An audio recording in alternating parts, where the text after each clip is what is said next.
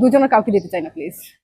আর দিলে আমি দুজনকেই দুইটা দিব, হ্যাঁ, আর যদি না দিতে চাই কাউকে দিতে চাই না। আপনার কাছে টাকা আছে শুধু একটাই? আমার দুজনই মেয়ে, দুজনই নারী হিসেবে দুজনকেই আমার ভালো লাগে। আচ্ছা তাহলে আপনার হাতের আংটিটা শাকিব খানকে দিয়ে দেন। No never. কেন? আমি বললাম এটা কখনোই সম্ভব না, দিব না, এটা হবেও না কখনো। আংটি দেওয়ার সাথে কি হবে? হ্যাঁ আংটি দেওয়ার সাথে না শোনেন, এইটা হচ্ছে আজগুব, মানে আজগুবি প্রশ্ন বলে না, আপনারা এটা করতেছেন, মানে এটা হবার না, যেটা হবার না সেটা আমি কেন বলবো যেটা হতে পারে বা এটা হবে। এটা আমি অতটা টপ লেভেলের কেউ না যে গিয়ে দিব। অনেকে আছে ভক্ত হিসাবে মনে চায় যে এই তারকাদের ভক্ত হিসেবে আমার হচ্ছে নাটক জগতে যদি ভালো লাগে সেটা হচ্ছে আপনার মুশফিকুর ফারহানকে ভালো লাগে। আর হচ্ছে তার বাইরে যদি ভালো লাগে আমি বললাম তো তাহসানকে ভালো লাগে, আমার খুব মানে খুবই ভালো লাগে তাকে। তার বাইরে কাউকে নিয়ে কখনো ভাবি নাই যে ভালো লাগতে পারে বা কিছু। তাহসান ভাইয়ের গলায় একটা সমস্যা হয়েছে, তিনি নাকি ওরকম ভাবে আগের মতো গান গাইতে পারে না, এই বিষয়টা কতটুকু? সে যে গানই গাক আমার সেটাই ভালো লাগে। সে গান গাইতে পারবে?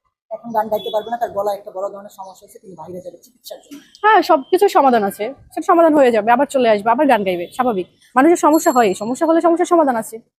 আপনার গান তখন গান একা একা একটা গান যদি গাইতেন দর্শকদের। না প্লিজ, আমি ওরকম ভাবে গান গাইতে পারি না। না, গান গাইতে পারলে অবশ্যই গান গেয়ে শোনাইতাম, কিন্তু আমি পারি না, প্লিজ এটা বলবো না। নিশ্চয়ই অনেক গান শুনেন, অবশ্যই দুই এক লাইন পারেন। মন খুশি মন উর্বশী। মালিকের সাথে তাহসানের যে গানটা, এটা কেমন লাগছে বা এটা গান? খুবই খুবই ভালো লাগছে, আর পার্সোনালি খুবই ভালো লাগছে। কিন্তু ওই গান নিয়ে এখন আমার একটা অভিযোগ সোশ্যাল মিডিয়ায় খুব চলতেছে, সেটা হচ্ছে যে এই ফারিন বাইরের দেশে গিয়ে এই গানটাই গেয়েছে, তখন আর ভালো লাগেনি। তো এই জন্য সবাই প্রশ্ন করছে অটো টিউন দিয়ে হচ্ছে জালিয়াতি করা হয়েছে। না না, এখানে জালিয়াতি করার কিছু নাই।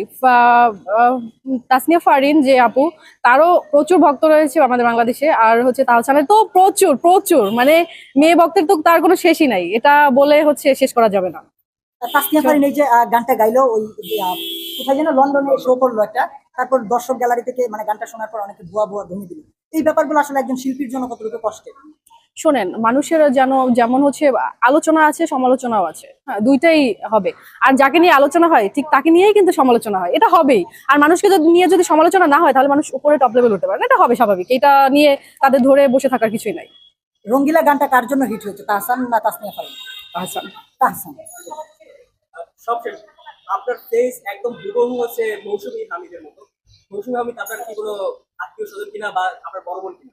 ভাই প্লিজ, আমার কিছুই হয় না, বাট তার সাথে মাঝে মাঝে শুটিং এ যাওয়া হয়, একসাথে থাকা হয়, এই কি। হ্যাঁ হ্যাঁ, মানুষ বলে আমি হচ্ছে একবার এক জায়গায় শুটিং এ গেছি, মানুষ ভাবছে যে আমি হয়তো মৌসুমী হামিদ, পরে দেখলো যে না। আর আমার চুলটা তখন একটু বেশি কার্লি ছিল, একদম সেম তার মতোই ছিল দেখতে, বাট আমি তার চেয়ে অনেকটা শর্ট। আপনি তো আসলে অনেক লম্বা। না, তার চেয়ে শর্ট, তার আমি একদম এখানে করি, তার চেয়ে অনেক শর্ট। সে তো অনেক লম্বা, মাশাআল্লাহ, অনেক লম্বা মানুষ। ধন্যবাদ আপু সময় দেওয়ার জন্য, মূল্যবান সময়। আপনাদের অনেক ধন্যবাদ। এর ভিতরে একজনকে দেখি, তাকে কাকে দিবেন?